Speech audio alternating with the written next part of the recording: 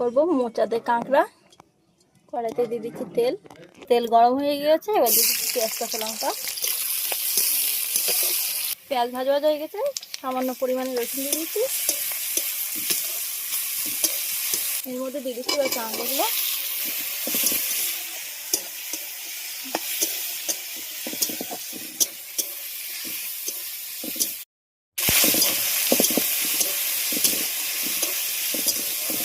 এর মধ্যে দিয়ে দিচ্ছি এবার জিরে বাটা, আর দিয়ে দিচ্ছি আদা বাটা, দিয়ে দিচ্ছি হলুদ, তার আগে দিয়েছি লঙ্কা, আর দিয়ে দিচ্ছি লবণ। এর মধ্যে দিয়ে দিচ্ছি একটু টমেটো। এদিকে মোচা আলুটাকে আমি একটু হলুদ আর লবণ দিয়ে প্রেসার কুকারে 3টে সিটি মেরে নিয়েছিলাম।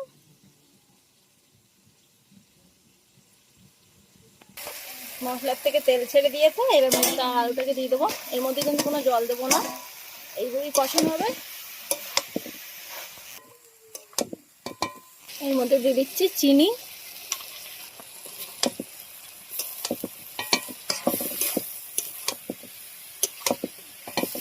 মোচা রান্না হয়ে গেছে। লাস্টে দিয়ে দিচ্ছি একটু গুঁড়ো গরম মশলা।